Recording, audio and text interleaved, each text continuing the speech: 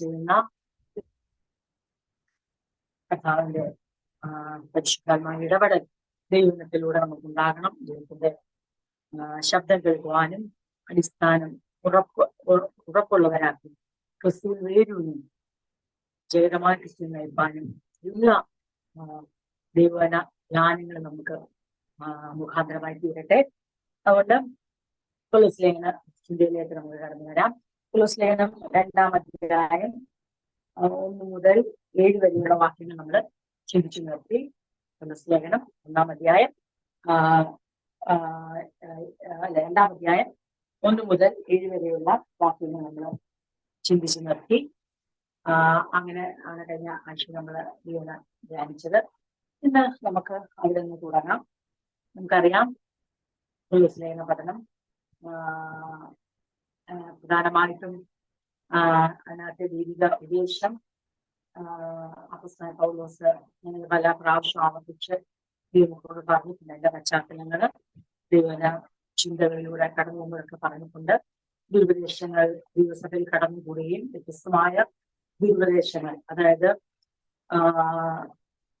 എന്താ പറയണ്ടേ, തത്വജ്ഞാനം, മനുഷ്യമായ ഉപദേശങ്ങൾക്കനുസരിച്ചുള്ള ലോകത്തിനനുസരിച്ചുള്ള ഉപദേശങ്ങളും തത്വജ്ഞാനങ്ങളും, അതുപോലെ തന്നെ ജൂയിഷ് ലീഗലിസം, യഹൂദന്മാരുടെ ആ ഒരു ആചാരങ്ങളെ പ്രമാണിക്കണമെന്നുള്ള യഹൂദ മര്യാദകൾക്ക് കൂടുതൽ പ്രാധാന്യം കൊടുക്കാൻ ഉള്ള ഉപദേശം.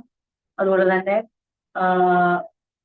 തുടർന്ന് നമ്മൾ ചിന്തിക്കുമ്പം നമുക്ക് മനസ്സിലാവും ഏറ്റവും എന്ന് പറയുന്നത് ജ്ഞാനവാദം, അല്ലെങ്കിൽ വളരെയധികം ദർശനം ലഭിച്ചു, ദൈവം അങ്ങനെ സംസാരിച്ചു, ദൈവം സംസാരിച്ചു എന്ന് പറഞ്ഞ ക്രിസ്തുവിനെ മറികടക്കുന്ന ഒരു ജ്ഞാനവാദം, അത് ദിവസങ്ങളിൽ കൊണ്ടുവരാൻ ശ്രമിച്ചു. അതിന് വിവിധ ദർശനങ്ങൾ കണ്ടു എന്നുള്ള കാര്യങ്ങളെ അവകാശപ്പെട്ടുകൊണ്ട്, അതുപോലെ തന്നെ ദിവസഭയ്ക്കകത്ത് ഭയങ്കരമായ ശാരീരിക സെൽഫ് ഡിസിപ്ലിനും, അതുപോലെ തന്നെ ശരീരത്തെ നിയന്ത്രിക്കാൻ കടിഞ്ഞാണിടാനുള്ള ശക്തമായ പേഴ്സണൽ ഡിസിപ്ലിൻ കൊണ്ടുവന്നിട്ട് വളരെ അധികം, അതാണ് കൊലോസ്യ ലേഖനത്തിന്റെ 2-ാം അധ്യായ അവസാനത്തിലേക്ക് വരുമ്പോൾ അതും ആ ഭാവം നമുക്ക് കാണാൻ പറ്റും. അത് തുടരെ വിഭജിക്കരുത് എന്നുള്ളതും, അതുപോലെ തന്നെ അങ്ങനെ മാനുഷികമായ ഒരു പാരമ്പര്യത്തിന്റെ അടിസ്ഥാനത്തിലുള്ള ഭക്തിയുടെ ഒരു ഉയർന്ന പരിവേഷം, ആ ഭക്തി അതായത് ഭക്തരാണെന്ന് കാണിക്കുന്ന, സമൂഹത്തിന് മുന്നിൽ തങ്ങളെ തന്നെ ഭക്തരാണ്, ഭക്തിയുടെ ഒരു പരിവേഷം എന്ന നിലയിൽ ശാരീരികമായ കാര്യങ്ങളെയും ജീവിത രീതികളെയും ഭക്തിക്ക് വേണ്ടി പലതും വെടിയുന്നു, ത്യജിക്കുന്നു എന്നുള്ള ത്യാഗ മനോഭാവത്തോടുള്ള ഒരു ജീവിതം, ഇതൊക്കെ ഇങ്ങനെയുള്ള ഉപദേശങ്ങൾ ദൈവസഭയ്ക്കകത്ത് കൊണ്ടുവന്നു. അപ്പം ഇത് എല്ലാം പ്രഥമ ദൃഷ്ടിയാൽ നോക്കുമ്പോൾ ഭയങ്കര സംഭവമായിട്ട് തോന്നും കേൾക്കുന്നവർക്ക്.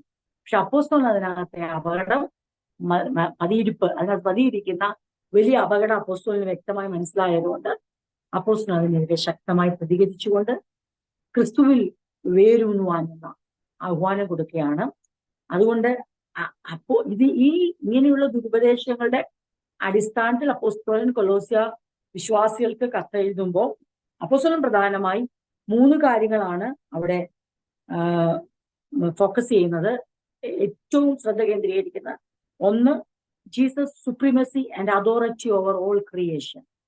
എല്ലാ സൃഷ്ടിയുടെ മേലുള്ള കർത്താവിന്റെ അതേ പരമാധികാരവും അത്യുന്നതമായ പദവിയുമാണ് ആദ്യം കൊണ്ടുവരുന്ന പോയിന്റ്.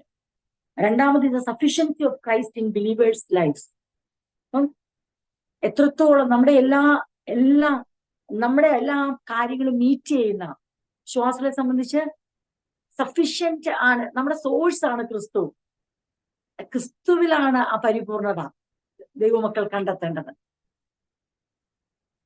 സകല സൃഷ്ടിയുടെ മേലുമുള്ള ക്രിസ്തുവിന്റെ അത്യുന്നത പദവിയും അധികാരവും എന്തിനെ ചെറുക്കുക? ദൈവസഭയ്ക്കകത്ത് കടന്നുകൂടിയ ആ ഹ്യൂമൻ വേൾഡ്ലി ബേസ്ഡ് ഫിലോസഫിയെ ചെറുക്കുവാൻ കൊണ്ടുവന്നേക്കുവാണ്. അതുപോലെ യഹൂദ ആചാര മര്യാദകൾ, അതുപോലെ തന്നെ ഹൈ സൗണ്ടിങ് ആയിട്ടുള്ള ടീച്ചിങ്സ്, വളരെ ജ്ഞാനവാദം, അതുപോലെ തന്നെ ശരീരത്തെ നിയന്ത്രിച്ചുകൊണ്ട് ഭക്തിയെ കൈവരിക്കുന്ന, പലതിനെയും തൊടാതെ രുചിക്കാതെ എല്ലാം നമ്മൾ ത്യജിച്ചുകൊണ്ട് ഭക്തരാകുന്ന, അതായത് എല്ലാം ത്യജിക്കുന്നത്, വാസനയുടെ ത്യജിക്കുന്ന ക്രിസ്തുവിനെയാണെന്നുള്ള ആർക്ക് മനസ്സിലായി? അപ്പോസ്തലന് മനസ്സിലായി. അപ്പൊ ഇതെല്ലാം കേൾക്കുമ്പോൾ നല്ല കാര്യങ്ങളായിട്ട് തോന്നും.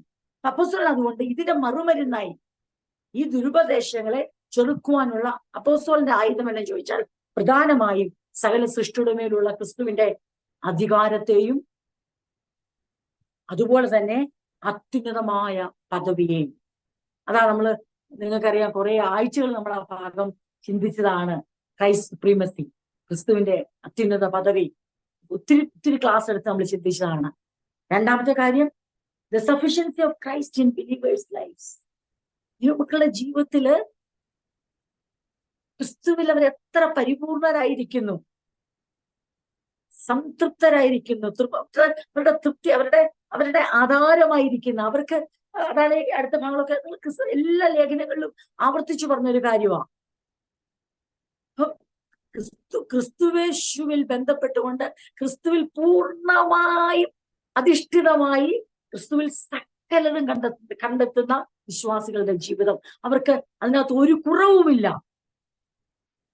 എല്ലാം അവനിലുണ്ട്. അത് അവൻ സകല സൃഷ്ടിക്കും മീതെയാണ്. അതുപോലെ തന്നെ രക്ഷിക്കപ്പെട്ട ഓരോ ദൈവത്തിലും അവൻ മതിയായവനാണ്. അവനിൽ സമ്പൂർണരായി നമ്മൾ തീർന്നിരിക്കുന്നു. അതുപോലെ തന്നെ അപ്പോസ്തലൻ പിന്നീട് 3-ാം അധ്യായത്തിൽ ഫോക്കസ് ചെയ്യുന്ന എന്നാ ചോദിച്ചാൽ, the need to set one's mind on things above, not on earthly things. അല്ലെങ്കിൽ setting one's mind on things above. ഒന്ന്, Jesus supremacy and authority. 2, sufficiency of Christ. 3, setting one's mind on things above. ഉയരത്തിലുള്ളത് ലേക്ക് ക്രിസ്തുവിൽ വേരൂന്നുന്ന, നമ്മൾ പഠിച്ചു നിർത്തിയത്, ധ്യാനിച്ചു നിർത്തിയത്, സ്തോത്രത്തിൽ കവിഞ്ഞിരിപ്പി, ഓവർഫ്ലോയിങ് താങ്ക്ഫുൾനെസ്സിനുള്ള ഒരു ജീവിതം. അവരെങ്ങോട്ട് നോക്കണം? അവരുടെ മനസ്സ് എങ്ങോട്ട് ഉയർത്തണം? ഉയരത്തിലേക്ക് ശ്രദ്ധ കേന്ദ്രീകരിക്കണം. ഈ 3 കാര്യങ്ങൾ അപ്പോസ്തലൻ മുന്നിൽ വെച്ചുകൊണ്ടാണ്, ഫോക്കസ് ചെയ്തുകൊണ്ടാണ് ഈ ദുരുപദേശങ്ങളെ എതിർക്കുന്നത്. ഒരു കാര്യം സത്യമാണ്, നമുക്കറിയാം, നമ്മുടെ ശരീരത്തിൽ ഒരു വൈറസ് കടന്നാൽ, ഒരു ബാക്ടീരിയ കടന്നാൽ അതിനെ പുറത്താക്കാനുള്ള മറുമരുന്ന് ഉണ്ട്. ഒരു ബാക്ടീരിയ ആണെങ്കിൽ അത് ഏത് ബാക്ടീരിയ എന്ന് കണ്ടുപിടിച്ചുകൊണ്ട് അതിനെ ചെറുക്കുന്ന, അതിനെ തുരത്തുന്ന ആന്റിബയോട്ടിക് നമുക്ക് ലോകപ്രകാരമുണ്ട്, കണ്ടുപിടിച്ചിട്ടുണ്ട്. വൈറസിന്, ബാക്ടീരിയ, അല്ലെങ്കിൽ നമുക്കുണ്ടാകുന്ന അത് നിമിത്തം ഉണ്ടാകുന്ന ഇൻഫെക്ഷൻ ആയാലും എന്ത്, അപ്പം അതിനെ ചെറുത്തു നിൽക്കുവാൻ, അതിന് എതിരായി പ്രവർത്തിക്കുന്ന ഒരു മരുന്ന് വിദഗ്ധരായ ഡോക്ടേഴ്സ് നിർദ്ദേശിക്കുന്ന പോലെ, അതെ, അതിശ്രേഷ്ഠനായ ദൈവസഭയെ കുറിച്ച് ഭാരമുള്ള, ദൈവമക്കളെ സ്നേഹിക്കുന്ന, താൻ അഭിമുഖമായി കണ്ടിട്ടില്ലെങ്കിലും അവർ വിശ്വാസത്തിൽ നിലനിൽക്കണമെന്ന് ആഗ്രഹിക്കുന്ന വിശ്വസ്തനായ ദൈവഭൃത്യൻ, ദൈവത്തിന്റെ ശുശ്രൂഷൻ, യേശുവിന്റെ അപ്പോസ്തലനായ പൗലോസ് ദുരുപദേശങ്ങൾക്കെതിരെയുള്ള ആന്റിബയോട്ടിക് കൊടുക്കുക. അല്ലെ, ആ ആന്റിബയോട്ടിക് തെറാപ്പി നടക്കുക. കൂടിയ ഇഞ്ചക്ഷൻ ഓക്മെന്റും ഏറ്റവും കുറഞ്ഞ അമോക്സിസിലിനും ഒക്കെ അതിന്റെ നമ്മുടെ രോഗത്തിന്റെ അല്ലെങ്കിൽ അണുബാധയുടെ വീര്യം എന്തെന്നനുസരിച്ച് ഡോക്ടേഴ്സ് ആന്റിബയോട്ടിക്സ് നിർദ്ദേശിക്കുന്ന പോലെ അപ്പോസ്തലനായ പൗലോസ് കൊലോസ്യ സഭയിലേക്ക് ബാധിച്ചിരിക്കുന്ന, കടന്നുകൂടിയിരിക്കുന്ന ആ വൈറസ് ബാധയ്ക്ക്, അല്ലെങ്കിൽ ആ ബാക്ടീരിയൽ അറ്റാക്ക് ആയിക്കോട്ടെ, എന്തു തന്നെയായാലും അതിനെ ശക്തമായി തുരത്താനുള്ള അതേ മറുമരുന്ന് നിർദ്ദേശിക്കുകയാണ് ഈ കൊലോസ്യ ലേഖനത്തിൽ. അതിന് അദ്ദേഹം പ്രധാനമായി കൊണ്ടുവരുന്ന 3 പോയിന്റാണ് നമ്മൾ ചിന്തിച്ചത്. ക്രിസ്തു സകലത്തിനും മീതെയുള്ളവൻ എന്ന് പറഞ്ഞ് വിശ്വാസി അവിടെ നിർത്താൻ പാടില്ല. നമുക്ക് ക്രിസ്തുവിന്റെ ആ സർവാധിപത്യത്തെ, അത്യുന്നതമായ പദവിയെ, ശ്രേഷ്ഠ പദവിയെ, സുപ്രീമസിയെ നമുക്ക് വാഴ്ത്തിപ്പാടാൻ മാത്രമുള്ളതല്ല, അത് കഴിയുമ്പോൾ രക്ഷിക്കപ്പെട്ട ഓരോരുത്തർക്കും അവനിൽ വേരൂന്നണം, അവനിൽ അടിസ്ഥാനപ്പെടണം. എന്നിട്ട് ക്രിസ്തവളാണ്. അതാണ് കഴിഞ്ഞ ആഴ്ച നമ്മൾ ചിന്തിച്ചു നിർത്തിയത്. ക്രിസ്തുവിൽ വേരൂന്നിയും നമ്മൾ 6:7 വാക്കിൽ ചിന്തിച്ചത്. ആകയാൽ നിങ്ങൾ 2:6-7 ആകയാൽ നിങ്ങൾ കർത്താവായ യേശുവിനെ കൈക്കൊണ്ടതുപോലെ അവന്റെ കൂട്ടായ്മയിൽ നടപ്പീൻ. അപ്പൊ നാം കൈക്കൊള്ളുന്ന, അല്ലെങ്കിൽ നാം യേശുവിനെ എന്താ കൈക്കൊള്ളുക എന്ന് പറഞ്ഞാൽ നമുക്ക് ചുമ്മാ വിളിച്ചവർ, വിളിക്കപ്പെട്ടവർ, തെരഞ്ഞെടുക്കപ്പെട്ടവർ, അവർ വിളിക്കപ്പെടുന്നു, വിളിക്കപ്പെടുന്നവർ ആ വിളിയെ റിസീവ് ചെയ്യുക. ദൈവം മുൻ നിയമിച്ചവനെ വിളിക്കുന്നവർ എന്ത് ചെയ്യാണ്? ആ വിളിയെ തെരഞ്ഞെടുക്കുക. നമുക്ക് അവനെ തെരഞ്ഞെടുക്കാൻ പറ്റത്തില്ല, പക്ഷെ അവന്റെ തെരഞ്ഞെടുപ്പിനെ നമുക്ക് തെരഞ്ഞെടുക്കാൻ പറ്റും. കർത്താവിന്റെ ആ മുൻനിർണയത്തിലുള്ള തെരഞ്ഞെടുക്കപ്പെടുന്നവരെ അവൻ വിളിക്കുമ്പോൾ ആ വിളിക്കപ്പെട്ടവർക്ക് ഒരു ചോയ്സ് ഉണ്ട്, ആ വിളിക്കനുസരിച്ച് കാലെടുത്ത് വെക്കുവാൻ. അപ്പോൾ അങ്ങനെ വെക്കുമ്പോൾ അവർക്ക് യേശു ആരായിത്തീരും നമ്മൾ കഴിഞ്ഞ ആഴ്ച ചിന്തിച്ചു. യേശുവിനെ നമ്മുടെ മലയാളം വേർഷനിൽ കർത്താവായ ക്രിസ്തു യേശുവിനെ കൈക്കൊണ്ടെന്ന് പറയുമ്പോൾ നമ്മൾ കഴിഞ്ഞ ആഴ്ച നമ്മൾ ചിന്തിച്ചു. എങ്ങനെയാണ് നമ്മൾ അത് ചിന്തിച്ചത്? യേശുവിനെ നിങ്ങളുടെ കർത്താവായി നിങ്ങൾ സ്വീകരിച്ചു. അതായത് ക്രിസ്തു യേശുവിനെ നിങ്ങൾ കർത്താവായി സ്വീകരിച്ചിരിക്കുന്നതിനാൽ അവിടുത്തോടുള്ള കൂട്ടായ്മയിൽ ജീവിക്കുക എന്നാണ് നമ്മൾ ചിന്തിച്ചത്. എന്നിട്ട് പറഞ്ഞു, അങ്ങനെയുള്ളവർ എന്ത് ചെയ്യണം? ജീവിക്കണം. എന്താണ് കൂട്ടായ്മയിൽ ജീവിക്കുക? ആ ഫെലോഷിപ്പിൽ, അവനുമായുള്ള ആ ഫെലോഷിപ്പിൽ ആയിരിക്കുക എന്ന് പറഞ്ഞാൽ ക്രിസ്തുവിൽ നിങ്ങളുടെ വേരുകൾ ആഴത്തിൽ ഇറങ്ങിച്ചെല്ലട്ടെ. ക്രിസ്തു എന്ന അടിസ്ഥാനത്തിന്മേൽ ആയിരിക്കട്ടെ നിങ്ങളുടെ ജീവിതം പണിതുയർത്തുന്നത്. The sufficiency of Christ in believers' life. അതെ, നിങ്ങളെ ഉപദേശിച്ചതുപോലെ വിശ്വാസം ഉറച്ചുകൊണ്ട് നിങ്ങളിൽ സ്തോത്രം നിറഞ്ഞു കവിയട്ടെ. കഴിഞ്ഞ ആഴ്ച നമ്മൾ ആഴമായിട്ട് ചിന്തിച്ചു. ഓവർഫ്ലോയിങ് താങ്ക്ഫുൾനെസ്, അത് അകത്ത് നിന്ന് പുറത്തേക്ക് ഒഴുകേണ്ടതാണ്. പുറത്തു നിന്നുള്ള ഒരാൾ നിർബന്ധിച്ച് അകത്തേക്ക് കൊണ്ടുവരുന്നതല്ല നന്ദി. അകത്തനുഭവിക്കുന്ന കർത്തൃത്വത്തിന്റെ ബന്ധത്തിൽ അകത്ത് നിന്ന് പുറത്തേക്ക് വരുന്നതാണ് നന്ദി. ഇന്ന് പലപ്പോഴും നമ്മൾ കാണുന്നത് പുറത്തുള്ളവരുടെ ശക്തമായ സമ്മർദ്ദം കൊണ്ട് അകത്ത് നിർബന്ധിച്ച് നന്ദി പറയിക്കുന്നതല്ല. ക്രിസ്തീയ ജീവിതത്തിലെ നന്ദി എന്ന് പറയുന്നത് പിന്നെയോ ക്രിസ്തുവിൽ വേരൂന്നുമ്പോൾ, ക്രിസ്തുവിൽ അടിസ്ഥാനപ്പെടുമ്പോൾ അകത്തു നിന്ന് നിറഞ്ഞു പുറത്തേക്ക് ഒഴുകുന്നതാണ് താങ്ക്ഫുൾനെസ് എന്ന് പറയുന്നത്.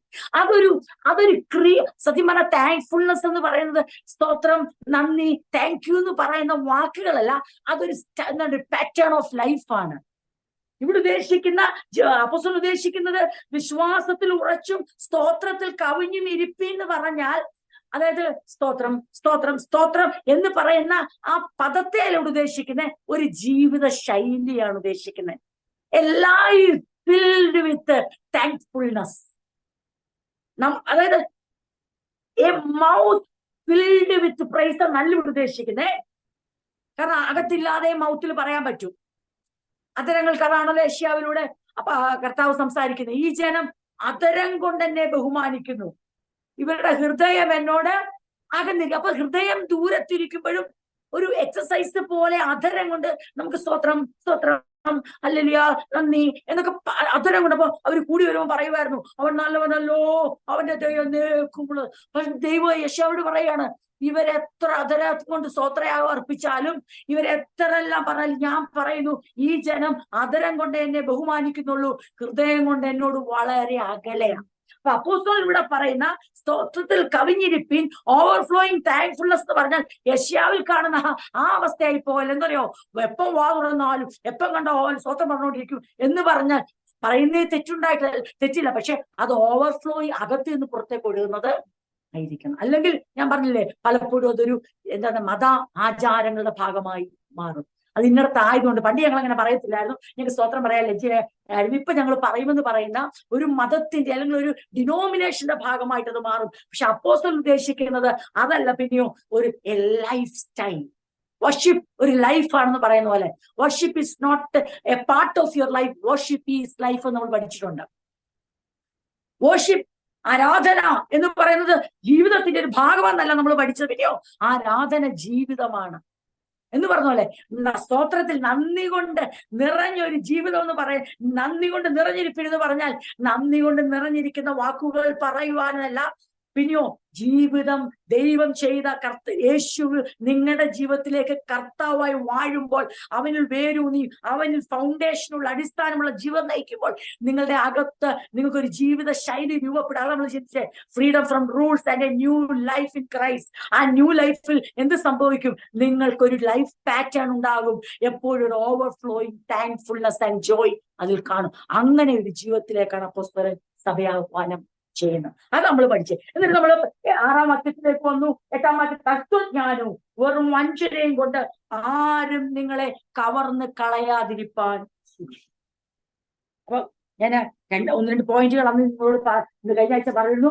ഒന്നാമത്തേത് കൊലോസ്യർ 2:4, so that no one will deceive you.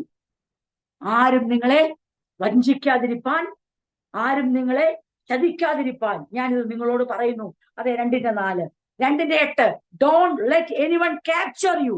ആരും നിങ്ങളെ കവർന്ന് കളയാതിരിപ്പാൻ ഇത് നിങ്ങളോട് പറയുന്നു. അപ്പൊ നമ്മൾ ചിന്തിച്ചായിരുന്നു, എന്താണ് അങ്ങനെ പറയാൻ കാര്യം? നിങ്ങളെ ആരും കവർന്ന് കളയുന്നത് പറയാൻ കാര്യം, നിങ്ങളുടെ ഉള്ളിൽ ആരാണ് ഇപ്പൊ കർത്താവായിരിക്കുന്നത്?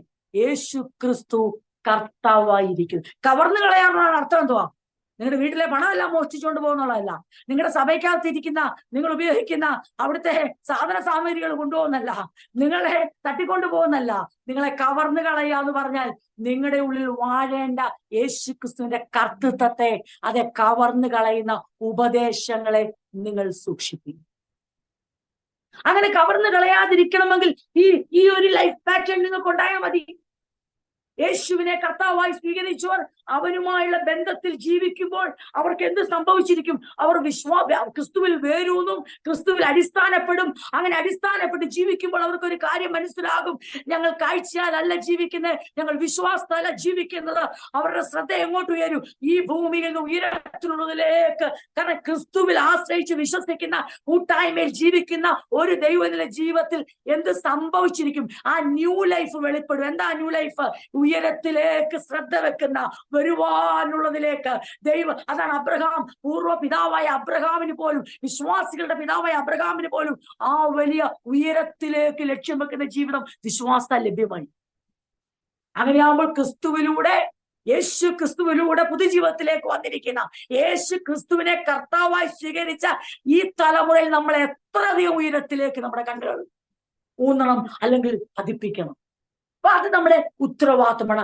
ഇതാണ് അപ്പോസ്തലൻ പ്രധാനമായി ഉദ്ദേശിക്കുന്നത്. അപ്പോസ്തലൻ പറയാണ്, തത്വജ്ഞാനവും വെറും വഞ്ചനയും കൊണ്ട് ആരും നിങ്ങളെ കവർന്ന് കളയാതിരിക്കും. അപ്പൊ ഒരു കാര്യം ദൈവമക്കളെ ആവർത്തിച്ച് പറയട്ടെ, ചതി, കവർച്ച, ഈ വാക്കുകളൊക്കെ സഭയ്ക്കകത്ത് വളരെ പ്രാധാന്യം അർഹിക്കുന്നു. പക്ഷെ ഇന്ന് ആരും മൈൻഡ് ചെയ്യാത്ത മേഖലയത്. ഇന്നെല്ലാവരും ഞാൻ ചതിക്കപ്പെടുന്നത് മാത്രം ആഗ്രഹിക്കുന്നേ. എന്റെ ചിന്ത എന്താ? എന്നെ ആരും ചതിക്കരുത്. വിശ്വാസത്തെക്കുറിച്ചോ സഭയെക്കുറിച്ചോ ദൈവത്തിന്റെ ഉപദേശങ്ങളെ കുറിച്ചോ ദൈവത്തിൽ നിലനിൽക്കുന്നതിനെ കുറിച്ചോ അല്ലെങ്കിൽ വശീകരണ വാക്കുകൾ വന്നിട്ട് എന്റെ വിശ്വാസത്തില്. എന്നാൽ ബൈബിള് പഠിക്കുമ്പോൾ നമുക്ക് കാണാൻ പറ്റും, അപ്പോസ്തലന്മാർ, പ്രത്യേകിച്ച് അപ്പോസ്തലനായ പൗലോസ് പറഞ്ഞ കാര്യമുണ്ട്. ഞാൻ കൊരിന്ത്യരോട് പറഞ്ഞുണ്ട്, ഞാൻ വല്ലാതെ ഭയപ്പെടുന്ന ഒരു കാര്യമുണ്ട്. ഹവ്വായെ സാത്താൻ സർപ്പം വായത്താൽ ചതിച്ചതുപോലെ നിങ്ങളെയും അതേ വശീകരിച്ച് ചതിക്കുമോ എന്ന് ഞാൻ ഭയപ്പെടുന്നു. പക്ഷെ ഇന്നത്തെ തലമുറയെ നിങ്ങൾ ശ്രദ്ധിച്ചിട്ടുണ്ടോ?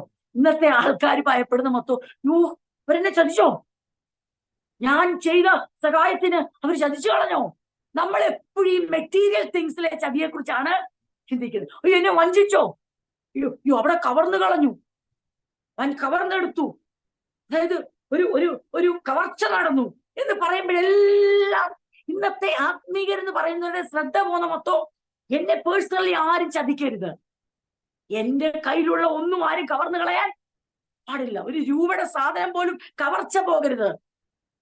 ഇതിനെക്കുറിച്ച് വളരെ വിജിലന്റ് ആണ് ഇന്നത്തെ മനുഷ്യർ. പക്ഷെ അപ്പോസ്തലന്മാർ പഠിപ്പിക്കുമ്പോൾ അവരുടെ കയ്യിലുള്ളതിനെ കുറിച്ചോ അവരുടെ പോക്കറ്റിലുള്ളതിനെ കുറിച്ചോ അല്ലെങ്കിൽ അവർക്ക് സ്വന്തമെന്ന് പറഞ്ഞ് അവകാശപ്പെടുന്നതിനെ കുറിച്ചോ ഇതിനെക്കുറിച്ചൊന്നുമല്ല.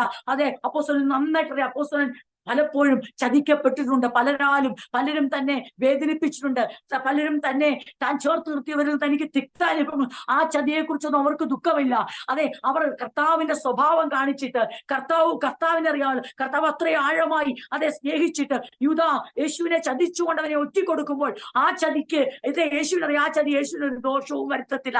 വാസ്തവത്തിൽ ഒരു മനുഷ്യനെ നാം ആത്മാർത്ഥമായി സ്നേഹിച്ചിട്ട് ചേർത്ത് നിർത്തിയിട്ട് നാം ക്രിസ്തുവിന്റെ വേലയിൽ സജീവ പങ്കാളിത്തം വഹിച്ചുകൊണ്ട് ദൈവവേലയ്ക്ക് ഭാഗവാക്കുകളാവുമ്പോൾ ആരും ഇങ്ങനെ തെറ്റിദ്ധരിക്കരുത്, ചതിക്കപ്പെടത്തില്ല എന്നാരും തെറ്റിദ്ധരിക്കരുത്. ചതിക്കപ്പെടും. ആ ചതി നമുക്കൊരു പ്രതിഫലത്തിനെ കാരണമാകത്തുള്ളൂ. കാരണം നാം നന്മ ചെയ്തിട്ട് തിന്മ നമുക്ക് പകരം ചെയ്യുമ്പോൾ, നാം ഗുണം ചെയ്തിട്ട് ദോഷം നമുക്ക് പകരം ചെയ്യുമ്പോൾ, നാം സ്നേഹിച്ചിട്ട് നമുക്ക് വെറുപ്പ് കിട്ടുമ്പോൾ, നാം കരുതിയിട്ട് നമ്മെ കരുതാതിരിക്കുമ്പോൾ, നാം ക്രിസ്തുവിന്റെ സ്നേഹം സമയാസമയങ്ങളിൽ നിസ്വാർത്ഥമായി പ്രദർശിപ്പിച്ചിട്ട് നാം ചതിക്കപ്പെട്ട അർത്ഥാൽ നാം വിശ്വസിച്ച് ചെയ്യുന്നവർ അതിന്റെ ഫലം തരാതിരുന്നാൽ, അവർ സ്വാർത്ഥരായാൽ, ഇന്ന് ഈ രാത്രി ദൈവമക്കൾ ദയവായി ഓർത്തോണം. അതിനെ ഒരു നാണംകേടായി കരുതരുത്, അതൊരു നമ്മുടെ കഴിവില്ലായ്മയെ കരുതരുത്. അത് യേശു അനുഭവിച്ചിട്ടുണ്ട്, അപ്പോസ്തലന്മാരും അനുഭവിച്ചിട്ടുണ്ട്.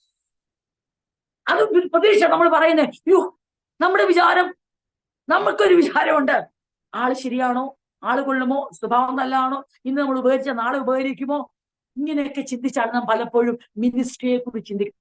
പക്ഷെ കർത്താവിനെ ശ്രദ്ധിച്ചേ, അപ്പോസ്തലന്മാരെ ശ്രദ്ധിച്ചേ, അവരുടെ മിനിസ്ട്രി ഒന്നും അങ്ങനെയല്ലായിരുന്നു. അത് ദൈവം അവർക്ക് കൊടുത്ത പുതുജീവിതത്തിന്റെ അടിസ്ഥാനത്തിൽ അവർ വിശ്വസ്തരായി ശുശ്രൂഷ ചെയ്തുകൊണ്ടേയിരുന്നു. അതിനകത്ത് നഷ്ടങ്ങളും ലാഭങ്ങളും അവർ നോക്കിയില്ല. കാരണം അവർക്കറിയാം, ക്രിസ്തുവിന്റെ സ്വഭാവം പ്രകടിപ്പിക്കുമ്പോൾ നഷ്ടവും ഉണ്ടാകാൻ ലാഭവും ഉണ്ടായവിടെ ഈ ഭൂമിയിൽ, പക്ഷെ സ്വർഗത്തിൽ ലാഭം മാത്രമേ കാണത്തുള്ളൂ. ഇവിടുത്തെ നഷ്ടങ്ങളും ലാഭവും യേശു പറഞ്ഞേ, നിങ്ങളെ കുറിച്ച് കളവായി നമ്മളിത് കേൾക്കുമ്പോൾ, നമ്മൾ ജനറലി വായിക്കുമ്പോൾ നമുക്കൊന്നും ഫീൽ ചെയ്യത്തില്ല. നമ്മളത് പേഴ്സണലി അനുഭവിക്കുമ്പോഴാണ് നമുക്ക് മനസ്സിലാകുന്നത്. നിങ്ങളെ കുറിച്ച് തിന്മ കളവായി പറയുമ്പോൾ നിങ്ങൾ സന്തോഷിപ്പീൻ, സ്വർഗത്തിൽ നിങ്ങളുടെ പ്രതിഫലം വലുതാകും. അതായത് ആത്മാർത്ഥമായി നിങ്ങൾ നന്മ ചെയ്തിട്ട്, നന്മ പറഞ്ഞിട്ട്, ഗുണമായത് ചെയ്തിട്ട് നിങ്ങൾക്കെതിരെ തിന്മ കളവായി പറയുമ്പോൾ നിങ്ങൾ ലജ്ജിച്ച് തലതായിട്ടുള്ള യേശു പറഞ്ഞെങ്കിൽ ഞാനത് സമ്മതിച്ചേനെ. നിങ്ങൾക്ക് വിവരമില്ലാതെ, ശ്രദ്ധിക്കാതെ, വീണ്ടും വിചാരമില്ലാതെ നിങ്ങൾ അവരെ സ്നേഹിച്ചേ, നിങ്ങൾ ഒരു ബോധമില്ലാതെ അതൊക്കെ ചെയ്തത് നിങ്ങൾ എന്ന് യേശു അങ്ങനെ അല്ല പഠിപ്പിച്ചേ, അപ്പോസ്തലന്മാർ അങ്ങനെ അല്ല പഠിപ്പിച്ചേ. അവര് പറയുന്നത്, നിങ്ങൾക്ക് തിരിച്ച് മനുഷ്യർ എന്ത് തിരിച്ചടി തരുന്നു, ഗുണം ചെയ്യുന്നു നിങ്ങൾ നോക്കരുത്, ക്രിസ്തുവിന്റെ മനോഭാവത്തോടെ. അതുകൊണ്ടാണ് ദൈവത്തിന്റെ സ്വഭാവത്തെ പ്രദർശിപ്പിച്ചപ്പോൾ യേശു പറഞ്ഞത്, നോക്കിയേ, നിങ്ങളുടെ സ്വർഗീയ പിതാവ് സൽഗുണപൂർണനാണെന്ന് പറഞ്ഞിട്ട് പറയുന്നത്, അവൻ ദുഷ്ടന്മാരുടെ മേലും നീതിമാന്മാരുടെ മേലും മഴയും വെയിലും അയക്കുന്നു. അതായത് ആ മഴയും വെയിലും രണ്ടു കൂട്ടർ ഒരുപോലെ അനുഭവിക്കുമ്പോൾ അതിൽ ദുഷ്ടൻ ദൈവത്തിന് മഹത്വം കൊടുക്കുന്നില്ല, അല്ലെങ്കിൽ സൃഷ്ടാവിനെ അറിയുന്നില്ല, ആദരിക്കുന്നില്ല, ദൈവത്തിന്റെ വിഷയമേ എന്ന. God will provide. ദൈവം അതെന്തിനാ അങ്ങനെ പറയുന്നേ? ആ പ്രൊവിഷനെ കുറിച്ച് പറയുന്നത് അബ്രഹാമിന് എന്താ പറയണ്ടേ, മോറിയാദേശത്തെ പ്രൊവൈഡ് ചെയ്ത കാര്യമല്ല പറയുന്നേ, ആ വിശ്വാസ പരിശോധനയിലുള്ള കാര്യമല്ല പറയുന്നേ. പിന്നെ സകല സൃഷ്ടിയോടുമുള്ള ദൈവത്തിന്റെ മാറ്റമില്ലാത്ത സ്വഭാവം, ആ സ്വഭാവം തന്നെ മക്കൾക്കുണ്ടായിരിക്കണം. ആ ക്വാളിറ്റി ആൻഡ് ക്യാരക്ടറാണ് യേശു മുൻപിൽ ശിഷ്യന്മാർക്ക് വെച്ചത്. അതുകൊണ്ട് ശിഷ്യന്മാർക്ക് അറിയാമായിരുന്നു, ഈ യാത്രയിൽ ചേർന്ന് നിൽക്കുന്നവർ നാളെ ശത്രുക്കളാകാം. ഇന്ന് നന്മ ചെയ്യുന്നവർ അവർ തന്നെ അതരെ കൊണ്ട് പറയും നാം തിന്മ ചെയ്തെന്ന്. അപ്പൊ നിങ്ങളുടെ മനോഭാവം എന്തായിരിക്കണം? അയ്യോ ചതിക്കപ്പെട്ടു. അങ്ങനെ ചിന്തിക്കരുത്. ആ ചതിയെ കുറിച്ചല്ല നിങ്ങൾ ചിന്തിക്കേണ്ടേ. സഭയെ നിങ്ങൾ ചിന്തിക്കേണ്ട ചതി എന്നു ചോദിച്ചാൽ, നിങ്ങളുടെ അടുത്തേക്ക് ജ്ഞാനത്തിന്റെയും പരിജ്ഞാനത്തിന്റെയും നിക്ഷേപമുള്ള ക്രിസ്തുവിനെ മറപ്പിക്കുന്ന, നിങ്ങൾ മറപ്പിച്ചുകൊണ്ട് നിങ്ങളുടെ അടുത്തേക്ക് ലോകത്തിന്റെ ജ്ഞാനവും തത്വജ്ഞാനവും കൊണ്ട് വിവിധ വശീകരണ വാക്കുകൊണ്ട് ദൈവസഭയെ മലിനപ്പെടുത്താൻ വശീകരണത്തോടെ വളരെ വെൽ ക്രാഫ്റ്റഡ് ആയിട്ടുള്ള ആ മനോബോധത്തോടെ, ആർഗ്യുമെന്റ്സോടെ നിങ്ങളുടെ അടുത്തേക്ക് വരുമ്പോൾ നിങ്ങൾ ഓർത്തോണം, നിങ്ങളെ ഓർത്തു നോക്കി തിന്മ പറയുന്നതിന് അതൊന്നും പേടിക്കേണ്ട. പക്ഷെ നിങ്ങളുടെ അടുത്തേക്ക് വശീകരണ വാക്കുകൊണ്ട് വരുമ്പോൾ നിങ്ങൾ വളരെ ശ്രദ്ധിച്ചോണം, ചതി അതിനകത്ത്. ആ ചതിയാണ് സഭ ഭയപ്പെടണ്ടേ.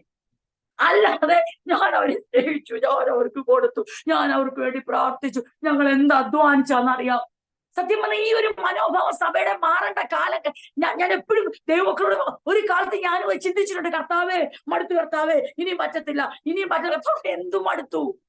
എന്തും അടുത്തതായി പറഞ്ഞ കർത്താവിന്റെ വേലയിൽ ഏത് തിരിച്ചടി ഉണ്ടായാലും, ഏത് സമീപനം ഉണ്ടായാലും, നല്ലതും തീയതുമായ പെരുമാറ്റം ഉണ്ടായാലും, കൈക്കൊള്ളുന്നതും തള്ളിക്കളയുന്ന പെരുമാറ്റം ഉണ്ടായാലും, നമ്മുടെ സ്ഥായിയായ ഭാവത്തിന് മാറ്റം വരാൻ പാടില്ല.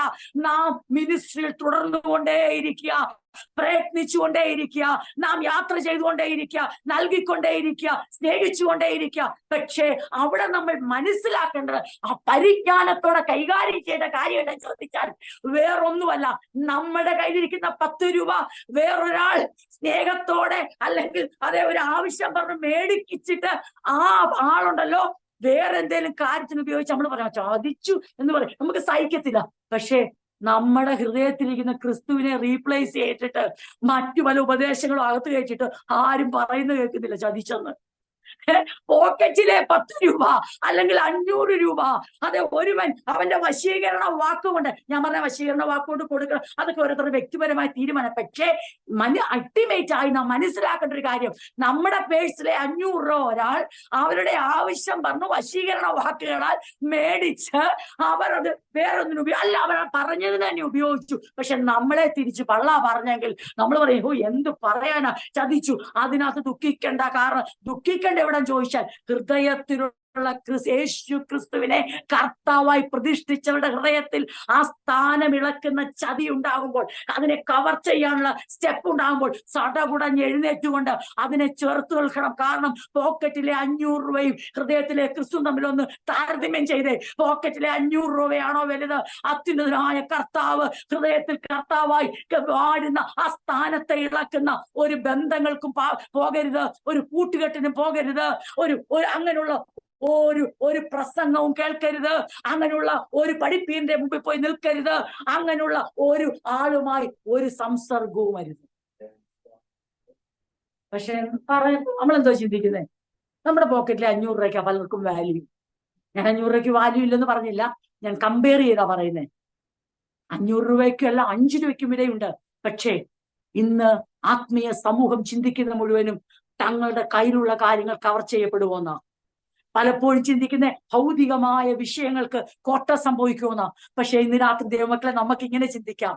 അപ്പോസ്തലൻ നീ കിടന്ന് കഷ്ടപ്പെടുന്ന മൊത്തവും കൊലോസ്യരുടെ, എന്നാൽ എബ്രായക്കാരുടെ എന്തോ പറയുന്നത്, അയ്യോ വിശ്വാസ നിമിത്തം നിങ്ങളുടെ സ്വത്തുക്കളൊക്കെ എടുത്തു കവർ ചെയ്തു, ഭയങ്കര കഷ്ടമായി പോയി, അത് നീ തിരിച്ചറിയണമെന്നാ പറഞ്ഞേ. എബ്രായരുടെ ജീവിതത്തിൽ, എബ്രായ വിശ്വാസികളുടെ ജീവിതത്തിൽ സ്വത്തുക്കൾ കവർ ചെയ്യപ്പെട്ടു ക്രിസ്തുവിന്റെ നാമനിമിത്തം. എബ്രായ വിശ്വാസികളുടെ ജീവിതത്തിൽ പല നഷ്ടങ്ങൾ ഉണ്ടായി. അപ്പോസ്തലൻ പറഞ്ഞേ അതിനെയൊക്കെ സാരമില്ലെന്ന് എണ്ണുന്ന നല്ല മനോഭാവം നിങ്ങൾക്കില്ലായിരുന്നോ? പിന്നെ നിങ്ങൾ എന്തിനാ പേടിക്കുന്നത്? അപ്പൊ എന്തിനെയാണ്, ഏത് ചതിയാണ് നമ്മൾ സാരമെന്ന് എണ്ണണ്ടേ?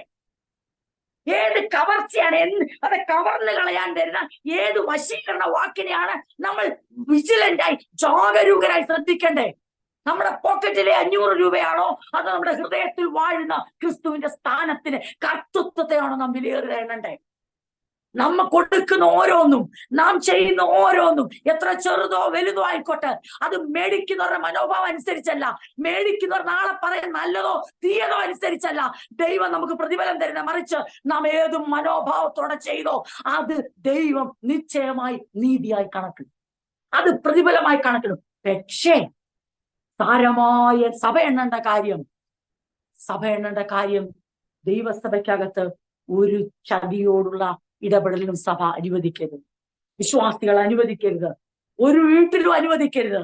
ആരെല്ലാം എന്തെല്ലാം വശീകരണ വാക്കുകൊണ്ട് നമ്മുടെ വീടുകളിൽ വന്നാലും നമ്മൾ വിജിലന്റ് ആയിരിക്കണം. നാം മറ്റു പല കാര്യങ്ങൾ ഗവൺമെന്റ് മുന്നറിയിപ്പ് തരുന്നു. ഓൺലൈൻ മീഡിയയിൽ കൂടി നടക്കുന്ന അനേക തട്ടിപ്പുകൾക്ക് സർക്കാരിന്റെ ഉത്തരവാദിത്വം. അങ്ങനെയുള്ള തട്ടിപ്പുകൾക്ക് മുന്നറിയിപ്പ് കൊടുക്കുകയാണെങ്കിൽ അപ്പോസ്തലന്മാരുടെ ഉത്തരവാദിത്വം ആത്മീയ തട്ടിപ്പുകൾക്ക് മുന്നറിയിപ്പ് കൊടുക്കുക, സഭയെ ശക്തരാക്കുക, സഭയ്ക്ക് മതിൽക്കെട്ടുകൾ ഉണ്ടാക്കുക, വചനത്തിന്റെ അടിസ്ഥാനത്തിൽ സഭയെ നിർത്തുക. ലോകത്തിലെ ഗവൺമെന്റിന്റെ ഉത്തരവാദിത്വം ഗവൺമെന്റ് ചെയ്യുമ്പോൾ അപ്പോസ്തലന്മാർ അവരുടെ ഉത്തരവാദിത്തം ചെയ്താണ് സഭയെ ആ കാലത്ത് നിലനിർത്തിയത്. തട്ടിപ്പുകളെ ദൈവസഭയ്ക്കകത്തത് ആവശ്യമാണ്. കേട്ടില്ലേ? നമ്മളിപ്പോ എപ്പോ ഫോൺ ഓൺ ചെയ്താലും ഒരു കോൾ ചെയ്യുമ്പോൾ നമ്മൾ എല്ലാം കേട്ടിട്ട് നമുക്ക് ബുദ്ധിമുട്ടായി തുടങ്ങി. കാരണം ഗവൺമെന്റിന് അത് ബുദ്ധിമുട്ടല്ല. അത്രയ്ക്കും തട്ടിപ്പ് വർദ്ധിക്കുമ്പോൾ, കവർച്ചകൾ വർദ്ധിക്കുമ്പോൾ, ചതികൾ വർദ്ധിക്കുമ്പോൾ ഗവൺമെന്റ് ജാഗരൂകരായി അതിനുള്ള വാണിംഗ് കൊടുക്കുമ്പോൾ, അത് ജനത്തെ ബോധവൽക്കരിക്കുമ്പോൾ, അപ്പോസ്തലന്റെ ദൗത്യം ചോദിച്ചാൽ ബാക്കി എല്ലാ തട്ടിപ്പുകളും കോംപ്രമൈസ് ചെയ്യാൻ പറ്റും. എന്നാൽ ആത്മീകമായി ക്രിസ്തുവിനെ കർത്താവായി ഹൃദയത്തിൽ പ്രതിഷ്ഠിച്ചിട്ട് ഏതെങ്കിലും ദുരുപദേശങ്ങളാൽ, ചതിവിനാൽ, വഞ്ചനയാൽ, കവർച്ചയാൽ ആ സ്ഥാനം ഇളകിയാൽ അതാർക്കും പിന്നെ കോമ്പൻസേറ്റ് ചെയ്യാൻ പറ്റും.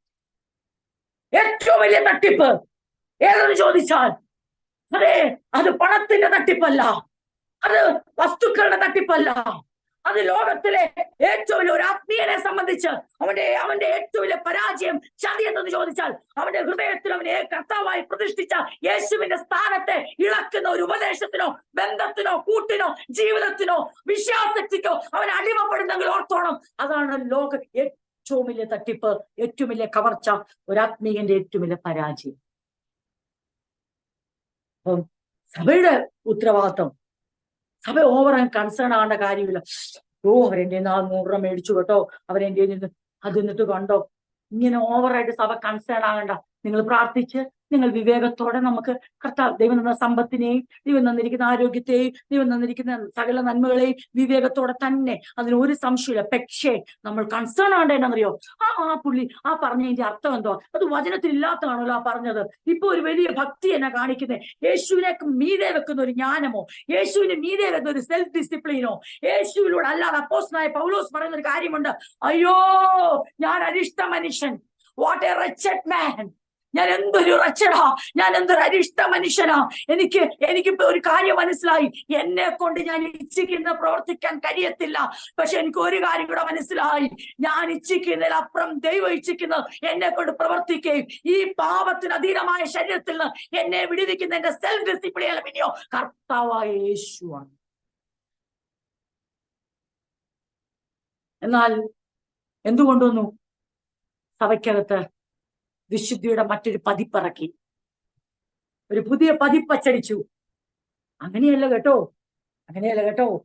നിങ്ങൾ അത് തുടരുത്, ഇത് രുചിക്കരുത്, ഇത് ചെയ്യരുത്. നമ്മുടെ ജീവിതം കുറച്ചുകൂടെ ക്രിസ്തുവിനെ റീപ്ലേസ് ചെയ്യുന്ന ഒരു വിശുദ്ധി അത് നമുക്ക് വേണ്ട. ക്രിസ്തുവിനെ റീപ്ലേസ് ചെയ്യുന്ന ഒരു ജ്ഞാനം അത് സഭയ്ക്ക് വേണ്ട. ക്രിസ്തുവിനെ റീപ്ലേസ് ചെയ്യുന്ന പാരമ്പര്യം അത് സഭയ്ക്ക് വേണ്ട. ക്രിസ്തുവിനെ റീപ്ലേസ് ചെയ്യുന്ന ആചാര മര്യാദകൾ ഇത് സഭയ്ക്ക് വേണ്ട. അവിടെയാണ് ഇന്ന് രാത്രി ദൈവമക്കൾ ചിന്തിച്ചാട്ടെ, ദൈവസഭ ഉണരേണ്ടതും. ദൈവസഭ ആ ഉറച്ച നിലപാടോടെ നിൽക്കണം. മയക്കുമരുന്നും അതിനോടനുബന്ധിച്ചുള്ള വഞ്ചനയും കള്ളക്കടത്തും നാശവും വിതയ്ക്കുമ്പോൾ സർക്കാർ പദ്ധതികൾ രൂപീകരിക്കുക. എന്തിനു വേണ്ടി? തലമുറകൾ നശിക്കാതിരിക്കാൻ, തലമുറകൾ വഞ്ചിക്കപ്പെടരുത്, തലമുറകളെ കവർച്ച ചെയ്യരുത്. വശീകരണ വാക്കുകളാൽ ആരും ഞങ്ങളുടെ കുഞ്ഞുങ്ങളെ ചതിച്ച് ദുഷ്ട കൂട്ടുകെട്ടിൽ കൊണ്ടുപോകരുത്. തലമുറ നശിക്കാതിരിക്കാൻ പല പല ക്യാമ്പയിനുകൾ, പല പല കാര്യങ്ങൾ, പല പല പ്രോഗ്രാമുകൾ, ശക്തമായ അവബോധ ക്ലാസുകൾ, എഡ്യൂക്കേഷൻ ഒക്കെ നടക്കുന്നു. പക്ഷേ ഒരു കാര്യം ദൈവമക്കൾ ഓർത്തോണം, തീർച്ചയായും അത് അനിവാര്യമാണ്. നമ്മുടെ കുഞ്ഞുങ്ങൾ ആരും നശിച്ചു പോകാൻ പാടില്ല. എന്നാൽ ദൈവസഭ ഒരു കാര്യം ശ്രദ്ധിച്ചോണം, ഇതുപോലെ ദൈവസഭയ്ക്കകത്ത് ആത്മീയ തലമുറ നശിക്കാതിരിക്കണമെങ്കിൽ ആ അറ്റാക്ക് ഉണ്ടാകാതിരിക്കണമെങ്കിൽ സഭ അറിയണം ഏത് കാര്യത്തിലാ വിജിലന്റ് ആയിരിക്കേണ്ടതെന്ന്. എല്ലാ സമയവും ഈ പോക്കറ്റിലെ 500 രൂപയ്ക്കും വീട്ടിലെ കാര്യത്തിനും ഈ ആരൊക്കെ ഉപകാരം ചെയ്തിട്ട് അവരൊന്ന് തിരിഞ്ഞു പറഞ്ഞു, അവരൊന്ന് ശത്രുക്കളായി, അവർക്ക് ഇപ്പൊ നമ്മളെ കണ്ടെടുത്താൽ കണ്ടുകൂടാ. അതിൽ നമ്മളിങ്ങനെ ഏത് സമയവും കണ്ണൂനി, ഏത് സമയം എന്നാലും ഇത് പറഞ്ഞിരിക്കാനല്ല സഭ. സഭയുടെ കണ്ണുകൾ മുകളിലേക്ക് ഉയരണം. സഭ ക്രിസ്തുവിൽ ആ സഫിഷ്യൻസി കണ്ടെത്തണം. സഭ ക്രിസ്തുവിൽ ആ സുപ്രീമസി ഉള്ള പോലെ തന്നെ ആ സഫിഷ്യൻസിയും ദൈവസഭ കണ്ടെത്തുന്നു. അങ്ങനെ സഭയിൽ എന്ത് സംഭവിക്കുക? ഈ കൊണ്ടുവന്ന എല്ലാ പദ്ധതികളും പൊളിക്കുകയാണ് അപ്പോസ്തലനായ പൗലോസ്. ഇത് ദൈവസഭയുടെ അടിസ്ഥാനപരമായ അവബോധത്തിനായി ദൈവസഭയുടെ ഏറ്റവും വലിയ അവയർനെസ് ക്ലാസ് ഇതാ. അവയർനെസ് ക്ലാസ്സുകൾ ശക്തമായി നടക്കുന്നു, മോട്ടിവേഷണൽ ക്ലാസ്സുകൾ നടക്കുന്നു. ഇന്ന് രാത്രി ദൈവമക്കൾ കേട്ടാട്ടെ, ദൈവസഭയുടെ ഏറ്റവും വലിയ അവയർനെസ് ക്ലാസ് ഇതാണ്. എന്താണ്? എന്റെ ഹൃദയത്തിൽ ഞാൻ സ്വീകരിച്ച യേശു ക്രിസ്തുവിനെ കർത്താവായി സ്വീകരിച്ച എന്റെ ജീവിതത്തിൽ, എന്റെ ഹൃദയത്തിൽ ആ സ്ഥാനം ഇളക്കുന്ന ഒന്നിനും ഞാൻ കൂട്ടുനിൽക്കത്തില്ല, ഒന്നിനും ഞാൻ എന്നെ വിധേയപ്പെടുത്തത്തില്ല, വശീകരിക്കപ്പെടത്തില്ല, ചതിക്കപ്പെടത്തില്ല, കവർച്ച ചെയ്യപ്പെടത്തില്ല. നമ്മൾ വിജയിച്ച് ദൈവമക്കളെ, നമ്മുടെ ജീവിതം ധന്യമാവും. അങ്ങനെയുള്ള നമ്മുടെ ജീവിതത്തെ പരിപാലിപ്പാനും നാം ഉയരത്തിലുള്ളതിലേക്ക് നമ്മുടെ കണ്ണുയർത്തുമ്പോൾ തെറ്റിദ്ധരിക്കല്ലേ, നമ്മുടെ ഭൗമ്യമായതിൽ ദൈവം തന്റെ കണ്ണ് വെക്കും. എപ്പോഴാ ദൈവം തന്റെ കണ്ണ് നമ്മുടെ ആവശ്യങ്ങളിൽ വെക്കുന്നേ? നമ്മുടെ ഭവന പറഞ്ഞേ, അവന്റെ രാജ്യവും അവന്റെ നീതിയും നാം സെർച്ച് ചെയ്യുമ്പോൾ, നാം സീക്ക് ചെയ്യുമ്പോൾ, അവൻ നമ്മുടെ ആവശ്യങ്ങൾക്ക് വേണ്ടി പ്രവർത്തിക്കുന്ന ദൈവം. അതുപോലെ രാത്രി കേട്ടോ, നാം ദൈവസഭയുടെ ആ സുരക്ഷിതത്വത്തിനായും, അതെ, ദൈവസഭ എന്ന് പറഞ്ഞാൽ നമ്മൾ ഓരോരുത്തരും, നമ്മുടെ ഓരോരുത്തരുടെയും ക്രിസ്തുവിൽ അധിഷ്ഠിതമായ, ക്രിസ്തുവിൽ അതെ ലക്ഷ്യം വെക്കുന്ന ഉയരത്തിലേക്ക് കണ്ണുയർത്തിക്കൊണ്ട് അത്യധികമായ ലക്ഷ്യത്തിലേക്ക് നോക്കിക്കൊണ്ട് ജീവിക്കുന്ന നമ്മളോട് ലോകം ചോദിച്ചേക്കാം, പിന്നെ നിന്റെ കാര്യം ആര് നോക്കും? പറയണം, ഞാൻ ആരുടെ കാര്യം നോക്കുന്നോ അവൻ എന്റെ കാര്യം നോക്കുവാൻ ശക്തനാണ്.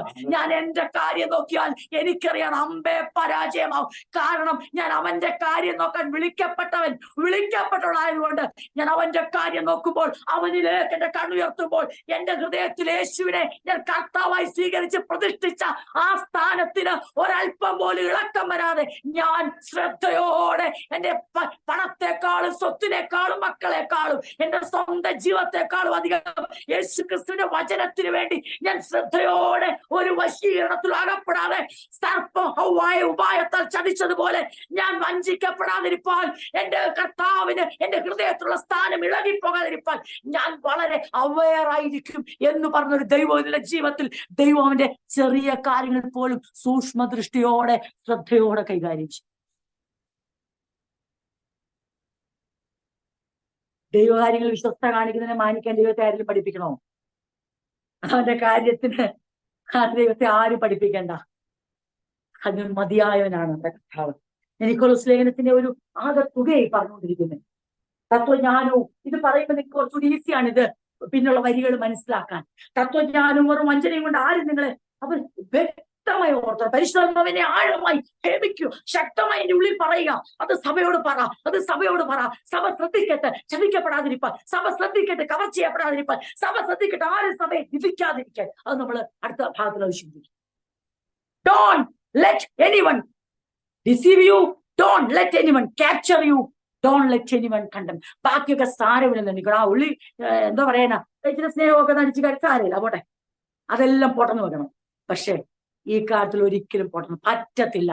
എന്റെ ആയുസ്സുള്ള കാലത്തോളം അപ്പോസ്തലൻ പറയാ, ഞാൻ കാരാഗ്രഹത്തിലാ കിടക്കുന്നേ, പരിമിതികളുണ്ട്, സ്വാതന്ത്ര്യം കുറവാണ്. പക്ഷെ ഈ കൊലോസ്യ സഭ എനിക്ക് കൊരിന്ത്യ സഭ നിന്നാ മതി, കാരണം ഞാൻ പൈനറി ചെയ്ത സഭയാണ്. എനിക്ക് ഗലാത്യൻ ദേശത്തെ സഭകൾ നിന്നാൽ മതി, കാരണം ഞാൻ ചെന്ന് മാസിഡോണിയയിൽ സ്ഥാപിച്ചതാണ്. എനിക്ക് ഫിലിപ്പൈൻ ചർച്ച മതി, കാരണം ഞാൻ അവിടെ ചെന്ന് വചനം പ്രസംഗിച്ച് ലുദിയ ഡയറക്റ്റ് കേട്ട്. ലുദിയയുടെ മുഖം എനിക്കറിയാം, കാരാഗ പ്രമാണിയുടെ മുഖം എനിക്കറിയാം. അവരൊക്കെ എന്റെ ഭയങ്കര അടുത്ത വിശ്വാസികളാണ്. അങ്ങനെ അപ്പോസ്തലനില്ല. അപ്പോസ്തലൻ പറയാ, ഞാൻ അഭിമുഖമായി നിങ്ങളെ കണ്ടിട്ടില്ലെങ്കിലും എനിക്ക് നിങ്ങളെ ലുദിയയെ പോല, എനിക്ക് നിങ്ങളെ കാരാഗ പ്രമാണിയെ പോല, എനിക്ക് നിങ്ങളെ കൊരിന്ത്യരെ പോല ഞാൻ ഇതുവരെ മുഖാമുഖമായി കണ്ടിട്ടില്ലെങ്കിലും നാം ക്രിസ്തുവിൽ ഒന്നാ. അതിന്റെ അർത്ഥം ദൈവമൊക്കെ മനസ്സിലായോ? നമ്മുടെ ചർച്ച് മാത്രമല്ല, നമ്മുടെ പ്രാദേശിക സഭ മാത്രമല്ല, നാം പ്രാർത്ഥിക്കണം, കർത്താവേ, വീണ്ടെടുക്കപ്പെട്ട ഓരോ സഭകൾക്കും ഈ ഒരു അവബോധം കൊടുക്കണേ, ഒരു അവയർനെസ് കൊടുക്കണേ. സർക്കാർ അവയർനെസ്സിൽ മുന്നിലാകുന്നു, അതേ കോളേജ് വിദ്യാലയങ്ങൾ അതേ അവയർനെസ്സിൽ മുന്നിലാകുന്നു, ലോകം അവയർനെസ്സിൽ മുന്നിലാകുമ്പോൾ സഭ മാത്രം അതിൽ പിന്നോട്ട് പോകുന്നതിൽ വലിയ ദുഃഖമുണ്ട്. നമുക്ക് ആത്മാർത്ഥമായി പ്രാർത്ഥിക്കാം, ദൈവസഭകളെ ഉണർത്തണമേ. ഏതിലാണ് വഞ്ചിക്കപ്പെടലെന്ന് അവർക്ക് മനസ്സിലാക്കണേ, ഏതിൽ ചതിക്കപ്പെടലെന്ന് അവർക്ക് മനസ്സിലാക്കണേ, ഏതിൽ കവർ ചെയ്യപ്പെടലെന്ന്, ഏതിൽ വിധിക്കപ്പെടലെന്ന് സഭയ്ക്ക് ബോധം കൊടുക്കണേ എന്ന് നമുക്ക് ആത്മാർത്ഥമായി നമ്മൾ അഭിമുഖമായി കണ്ടിട്ടില്ലാത്തവർക്ക് നാം പ്രാർത്ഥിക്കണം. കാരണം അപ്പോസ്തലൻ അഭിമുഖമായി കണ്ടിട്ടില്ലാത്ത താൻ പൈനീറിയ, താൻ സ്ഥാപിച്ച സഭയല്ല, എന്നിട്ടും ആ സഭയോടുള്ള തന്റെ മനോഭാവം കൊരിന്ത്യരെ പോലെയും ഫിലിപ്പിലെ പോലെയും ഗലാത്യയിലെ സഭകളെ പോലെ.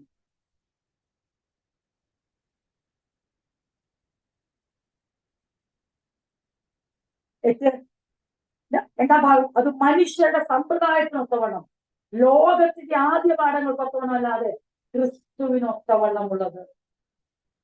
ഏത്?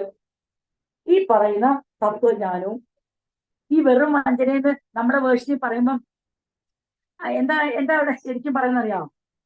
തത്വജ്ഞാനവും നമ്മുടെ വെറും വഞ്ചനയെന്ന് മാത്രമേ പറയുന്നുള്ളൂ. അങ്ങനെ വഞ്ചനയായിട്ട് ആരും വരത്തില്ലല്ലോ. വഞ്ചനയായിട്ട് പറഞ്ഞാൽ നമുക്ക് മനസ്സിലാകത്തില്ലേ? അതുകൊണ്ടാണ് അതിന് മുമ്പും പറഞ്ഞത്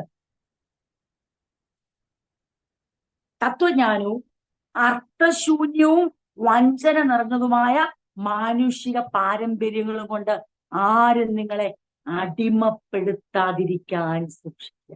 അപ്പൊ കവർച്ച ചെയ്യുക എന്ന് പറഞ്ഞാൽ അതിന്റെ അർത്ഥം അടിമപ്പെടുത്തുക. എന്താ അതിന്റെ അർത്ഥം? ഒരു കർത്തൃത്വത്തിൽ നിന്ന് മറ്റൊരു കർത്തൃത്വത്തിലേക്ക് നമ്മളെ കൊണ്ടുവരിക. നയപ്രമാണത്തിന്റെയും സകല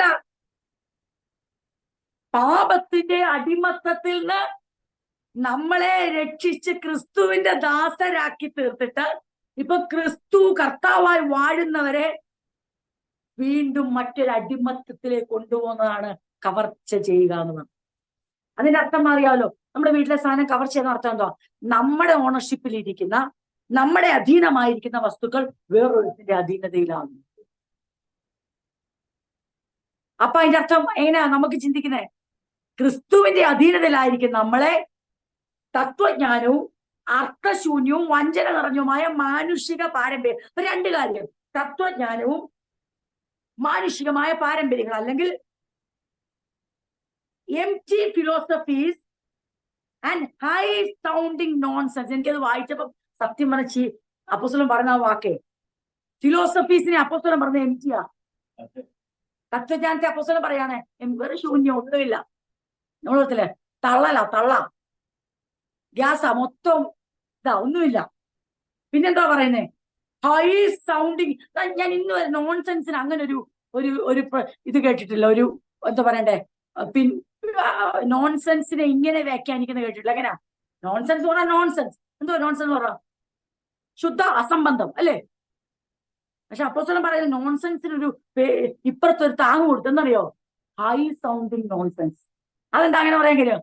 നോൺസെൻസ് ആ പറയുന്നത്, പക്ഷെ നമുക്ക് ഹൈ സൗണ്ടിങ് ആയിട്ട് തോന്നും. മൊത്തം എന്താ പറയുക, ശൂന്യമാ, പക്ഷെ കേൾക്കും ഭയങ്കര തത്വജ്ഞാനം. Empty philosophies. അതുകൊണ്ടാണ് തത്വജ്ഞാനവും, അതായത് ഇങ്ങനെ ഉദ്ദേശിക്കുന്നത്, അതിന്റെ അർത്ഥം ഇങ്ങനെയാണ്: വെറും, നമ്മുടെ ബൈബിളിൽ ഇച്ചിരി അങ്ങോട്ട് മാറി, വെറും തത്വജ്ഞാനം എന്ന് വെച്ചാൽ ശൂന്യമായ ഫിലോസഫിയും, പിന്നെ കേട്ടാൽ എന്തോ ഇവനാള് കേമനാന്ന് തോന്നുന്ന പഠിപ്പീര്, പക്ഷെ എന്തുവാ? ശുദ്ധ അസംബന്ധം. നമ്മുടെ മലയാള ഭാഷ പറഞ്ഞ ശുദ്ധ അസംബന്ധം, ഹൈ സൗണ്ടിങ് ആയിട്ടാ തോന്നുന്നേ, പക്ഷെ നോൺസെൻസ് ആണ്. ഇതല്ലേ നടക്കുന്ന മൊത്തവും?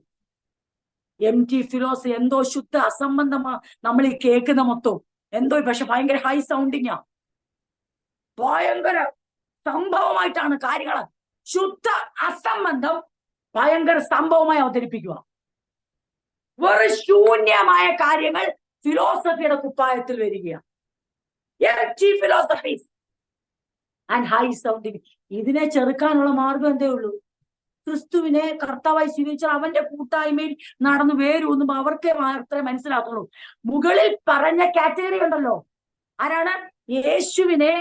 യേശു ക്രിസ്തുവിനെ കർത്താവായി ഉള്ളിൽ സ്വീകരിച്ച്, ഒരു മാത്രമല്ല, സ്വീകരിച്ചാൽ മാത്രം പോരാ, സ്വീകരിച്ചിട്ട് ആ കൂട്ടായ്മയിൽ ജീവിക്കുക എന്ന് പറഞ്ഞ അർത്ഥം അവനിൽ വേരൂന്നി അവന്റെ ഉപദേശങ്ങളാൽ വിശ്വാസത്തിൽ ഉറച്ച് ആ overflowing Joy and thankfulness life pattern ഉള്ളവരുടെ അടുത്ത് അവൻ പറയും ഭയങ്കര തത്വമാ. ക്രിസ്തുവിൽ വേരൂന്നിയവൻ പറയും ശുദ്ധ പോഷകം. ക്രിസ്തുവിൽ വേരൂന്നാത്ത, കൂട്ടായ്മയിൽ ജീവിക്കാത്തവൻ പറയും എന്തോ മർമ്മവാ. ക്രിസ്തുവിൽ വേരൂന്നിയ പൗലോസ് നമ്മളും പറയും നോൺസെൻസ്, ശുദ്ധ അസംബന്ധം. പക്ഷെ ഇപ്പം പറയാൻ ധൈര്യമില്ല, പേടിയോ, പറഞ്ഞാൽ ദൈവം ശിക്ഷിക്കുമോ? പക്ഷെ അപ്പോസ്തലന് ഒരു പേടിയില്ല. അപ്പോസ്തലന് ഈ തത്വജ്ഞാനത്തെ ശുദ്ധമോഷത്വമാണെന്ന് ഇത് വെറും തള്ളി മറിക്കുക. ഇന്നത്തെ പക്ഷേ പറഞ്ഞ വെറും തള്ളി മറിക്കുക അല്ലാതെ ഇതിനകത്ത് ഒരു കഴമ്പുമില്ല, ഒരു ഗുണവുമില്ല. പിന്നെ ഒറ്റ ഗുണമുണ്ട്. ഇതിന്റെ രണ്ടിന്റെ ഒരു ഗുണം കേൾക്കണം: നമ്മളെ കവർ ചെയ്യാൻ പറ്റും. ഇതിന്റെ ഗുണം നമുക്ക് ഗുണമല്ല പ്രസംഗിക്കുന്നവന്, അങ്ങനെയുള്ളതിന്റെ ഗുണം എന്നു ചോദിച്ചാൽ യേശു ക്രിസ്തു കർത്താവായിരിക്കുന്നവനെ, കർത്താവിന്റെ ആ ദാസനായി വന്നവനെ ഈ തിരിച്ച് അടിമത്തത്തിലേക്ക് കൊണ്ടുപോകാൻ പറ്റും. അതുകൊണ്ട് അപ്പോസ്തലൻ പറയാം, എന്റെ അടുത്ത് ഈ തത്വജ്ഞാനം ഒന്നും പറഞ്ഞു വരല്ലേ കൊലോസ്യരെ, ഞാൻ നിങ്ങളോടൊരു കാര്യം പറയാം. ഫിലോസഫി ആണ് നിങ്ങൾ പറയും, ഞാൻ അതിന് ഇപ്പുറത്തൊരു വാക്കിടും, എംപ്റ്റി ഫിലോസഫി. നിങ്ങൾ പറയാം അപ്പോസ്തല താങ്കൾ പറയുന്നല്ലോ ഞങ്ങളുടെ സഭയിൽ ഒരു ദിവസം വന്നു നോക്കോ, ഹൈ സൗണ്ടിങ് ഭയങ്കര എന്ന് നമ്മൾ പറഞ്ഞല്ലോ ഗുമ്മ. പക്ഷെ അപ്പോസ്തലൻ ഗുമ്മൊക്കെ നിങ്ങളുടെ കയ്യിൽ ഇരിക്കട്ടെ, ശുദ്ധ അസംബന്ധം. ഇതാണ് സഭയുടെ ഉറപ്പ്. ക്രിസ്തുവിൽ വേരൂന്നിയവൻ, യേശു ക്രിസ്തുവിനെ കർത്താവായി ഉള്ളിൽ സ്വീകരിച്ചിട്ട് തന്റെ വഴിക്ക് പോകുന്നവൻ ഇത് പറയാൻ പറ്റത്തില്ല. യേശു ക്രിസ്തുവിനെ കർത്താവായി ഉള്ളിൽ സ്വീകരിച്ചിട്ട് ഭർത്താവിനെ, ഭാര്യയെ, മക്കളെ, വീടിനെ, വണ്ടിയെ, വള്ളത്തെ, ഭാവിയെ എടുത്ത് ഉള്ളിൽ പ്രതിഷ്ഠിച്ചവന് അവൻ ആ ഫിലോസഫി ഭയങ്കരമായിട്ട് തോന്നും. പക്ഷെ യേശു ക്രിസ്തുവിനെ കർത്താവായി സ്വീകരിച്ചിട്ട് അവൻ കർത്താവെ തന്നെ ഹൃദയത്തിൽ തുടരത്തക്കവണ്ണം അവനിൽ വേരൂന്നിയവൻ പറയും, ഇത് ശുദ്ധ അസംബന്ധമാ, ഇത് വെറും വ്യാജമാ, പൊള്ളയാ. അതുകൊണ്ട് അപ്പോസ്തലൻ പറയുന്നേ, നിങ്ങൾക്ക് വിശ്വാസത്തിൽ സ്ഥിരപ്പെടണോ, നിങ്ങൾ അവന്റെ ഉപദേശത്തിൽ നിലനിൽക്ക്, നിങ്ങൾക്ക് വിശ്വാസത്തിൽ സ്ഥിരതയുണ്ടാകും. നിങ്ങൾക്ക് പിറുപിറുക്കാതെ ജീവിക്കണോ, നിങ്ങൾക്ക് വഞ്ചിക്കപ്പെടാതെ ജീവിക്കണോ, നിങ്ങളുടെ അകത്ത് ക്രിസ്തുവിനുള്ള സന്തോഷവും അവനോടുള്ള നന്ദിയും ഓവർഫ്ലോയിങ് ആകട്ടെ. ഒരാൾക്ക് നിങ്ങളെ ചതിക്കാൻ പറ്റത്തില്ല. നിങ്ങൾക്ക് കാര്യം പിടിച്ചെന്ന് വിചാരിക്കുന്നു.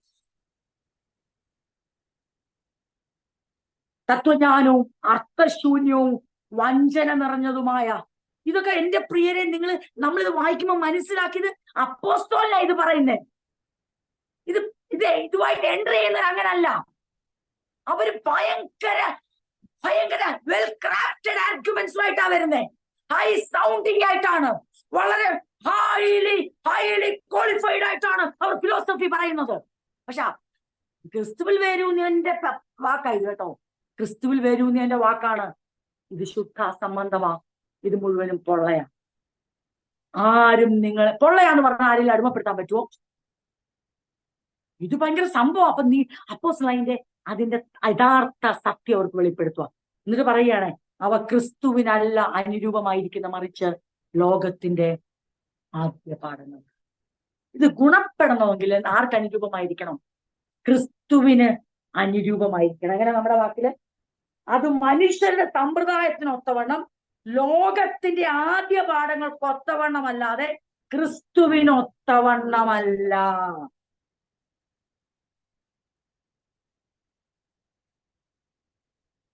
Don't let anyone capture you with empty philosophies and high-sounding nonsense that come from human thinking and from the spiritual principles of this world rather than from Christ. എന്താ അതിന്റെ അർത്ഥം? അതിന്റെ അർത്ഥം നോക്ക്, ക്രിസ്തുവിൽ നിന്ന് ഉത്ഭവിക്കുന്നതല്ലിത്, ക്രിസ്തുവിനോട് അനുരൂപപ്പെടുത്തുന്നതല്ലിത്, ക്രിസ്തുവിനോട് ഏകീഭവിപ്പിക്കുന്നതല്ലിത്, മറിച്ച് ക്രിസ്തുവിന്റെ കർത്തൃത്വത്തിൽ നിങ്ങളെ കവർച്ച ചെയ്യുന്നതാണ്. എവിടുന്നാ വരുന്നേ? ഈ എംപ്റ്റി ഫിലോസഫിയും ഹൈ സൗണ്ടിങ് നോൺസെൻസും വെറും ശൂന്യമായ തത്വജ്ഞാനവും. എന്താ നമ്മൾ തത്വജ്ഞാനം കഴിഞ്ഞ ആഴ്ച ചിന്തിച്ച് നിങ്ങൾ ഓർക്കുന്നുണ്ടോ? What is philosophy? Explaining the world without God. അപ്പൊ പിന്നെ അത് എം ടി ആയി, ദൈവം ഇല്ലാത്തതൊക്കെ പിന്നെ ഭയങ്കര ജ്ഞാനവാദമാണ്. പക്ഷെ അപ്പോസ്തലൻ പറയുന്നേ നോൺസെൻസാ. എന്തുകൊണ്ട് അത് പറയാൻ കാര്യം എന്നാ പറയുന്നത്? എന്തുകൊണ്ടാ പറയാൻ കാര്യം? അതാണ് ഇവിടെ പറയുന്നത്. അതിന്റെ ഉറവിടം നിങ്ങൾ മനസ്സിലാക്കണം. എവിടുന്നാ ഇത് വരുന്നത്? That come from human thinking. മനുഷ്യന്റെ ചിന്തകളിൽ നിന്ന് ഉരുവാകുന്നു. And from the spiritual principles of this world. ഈ ലോകത്തിന്റെ ആദ്യ പാഠങ്ങളിൽ നിന്നാണ് ഇത് ഉളവാകുന്നത്. rather than from Christ. ഇന്ന് രാത്രി ദൈവസഭ അതുകൊണ്ടാ വീണ്ടും പറയട്ടെ, അപ്പോസ്തലൻ പറഞ്ഞത് ക്രിസ്തുവിൽ വേരൂന്ന്. അപ്പോൾ നിങ്ങൾ റിസീവ് ചെയ്യുന്ന എന്തായിരിക്കും? അവനിൽ നിന്ന് ഉത്ഭവിക്കുന്നതാണ്. ക്രിസ്തുവിൽ നിങ്ങൾ റൂട്ടഡ് ആയാൽ ആ റൂട്ടിൽ നിന്ന് വരുന്നത് നിങ്ങൾക്ക് കിട്ടത്തുള്ളൂ. ക്രിസ്തുവിൽ റൂട്ടഡ് അല്ലാത്തടത്തോളം കാലം നിങ്ങൾ ചതിക്കപ്പെടും. ക്രിസ്തുവിൽ വേരൂന്നിയാൽ അപ്പോസ്തലൻ പറയാണ്, എനിക്ക് എന്താ ഇത്ര ഉറപ്പ്? അപ്പോസ്തല, താങ്കൾക്ക് കാരാഗ്രഹത്തിൽ കിടക്കുമ്പോഴും ആ ദൈവം അങ്ങയുടെ കാര്യത്തിൽ ഒരു മഹാത്ഭുതവും ചെയ്യാതിരുന്നിട്ടും അങ്ങ് എന്തുകൊണ്ടാണ് ഇങ്ങനെ ഭയങ്കര നിർബന്ധം പിടിച്ചുകൊണ്ട് ഇത്ര ശക്തമായി ഇവ എതിർക്കുന്ന? അപ്പോസ്തലൻ പറയും, കാരണം എന്റെ വേരൂന്നിയിരിക്കുന്നത് മാനുഷിക പാരമ്പര്യങ്ങളിലോ മനുഷ്യന്റെ വിചാരങ്ങളിലോ ലോകത്തിന്റെ ആദ്യപാഠങ്ങളിലോ അല്ല. ഞാൻ ക്രിസ്തുവിൽ വേരൂന്നിയിരിക്കുന്നതുകൊണ്ട് അവന്റെ ഉപദേശത്തിന്റെ അടിസ്ഥാനം എന്റെ അടിസ്ഥാനമായതുകൊണ്ട് എനിക്ക് കാര്യങ്ങളെ വിവേചിച്ചറിയാൻ പറ്റും. ഇതെവിടുന്നാ വരുന്നത്? ഇത് മാനുഷികമായ പാരമ്പര്യത്തിൽ നിന്ന്, സമ്പ്രദായത്തിൽ നിന്ന് വന്നതാ, ലോകത്തിന്റെ ആദ്യപാഠങ്ങളിൽ വന്നതാ. അല്ലാതെ ഇത് ക്രിസ്തുവിൽ ഒത്തവണ്ണമുള്ള എന്ന് പറഞ്ഞാൽ അതിന്റെ അർത്ഥം എന്ന് ചോദിച്ചാൽ നോട്ട് ഫ്രം ക്രൈസ്റ്റ്. എന്നിട്ടാണ് പറയുന്നത്, അവനിലല്ലോ ദൈവത്തിന്റെ സർവ സമ്പൂർണതയും ദേഹരൂപമായി. 10-ാം വാക്യം അല്ല 9-ാം വാക്യമാണ് ഇപ്പൊ വായിച്ചല്ലേ. For in Christ lives all the fullness of God in a human body. ഇത് നാം ക്രിസ്തുവിന്റെ സുപ്രീമസി പഠിച്ചപ്പോൾ നാം പഠിച്ചതാണ്. ക്രിസ്തുവിൽ നിങ്ങൾ ഒരു കാര്യം കണ്ടെത്തണം. ഇവരിതൊക്കെ ആയിട്ട് വരുമ്പോൾ നിങ്ങൾ കണ്ടെത്തിക്കോണം, ദൈവത്തിന്റെ സർവ ഫുൾനെസ് ഓഫ് ഗോഡ്, ദൈവികത, ദൈവത്വം, ദൈവമാരെന്നുള്ളത് ഇതാ ഹ്യൂമൻ ബോഡിയിൽ നിങ്ങൾ കാണുക. ക്രിസ്തുവിലാണ്. ആ ക്രിസ്തു നിങ്ങളുടെ ശിരസ്സായിരിക്കുന്നു. ആ ക്രിസ്തു നിങ്ങളുടെ അടിസ്ഥാനമായിരിക്കുമ്പോൾ ക്രിസ്തുവിലല്ലാത്ത ഒരു ഉപദേശത്തെയും നിങ്ങൾ കൈക്കൊള്ളുവാൻ. എന്റെ വാക്കുകളെ ഈ വാക്യം കൊണ്ട് നിർത്താനാണ് ഞാൻ ആഗ്രഹിക്കുന്നത്.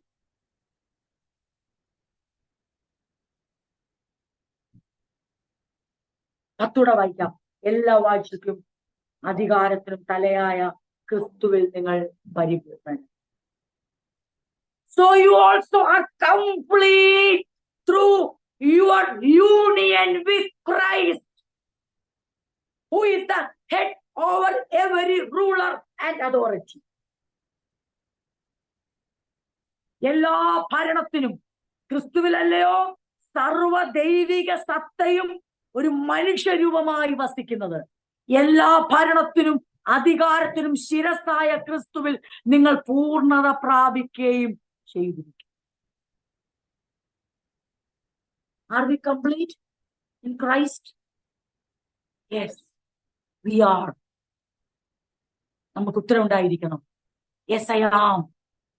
ക്രിസ്തുവിൽ ഞാൻ എന്താ അനുഭവിക്കുന്നറിയാമോ?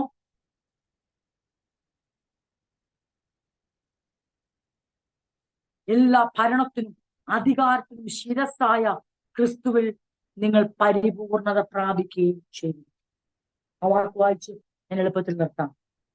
So you also are complete. കൊലോസിനോട് പറയാ, കൊലോസിനെ ദൈവത്തെ ഓർത്ത് നിങ്ങൾ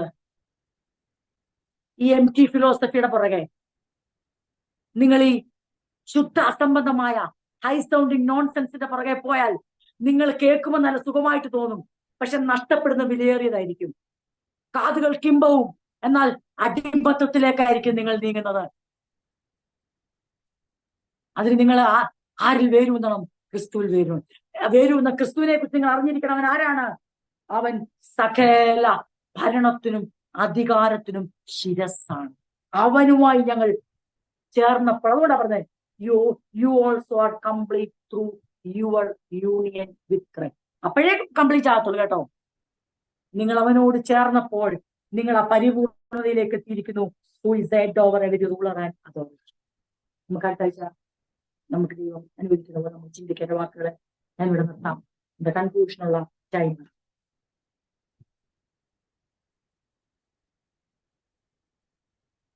എന്താണ് freedom from rules and new life in Christ?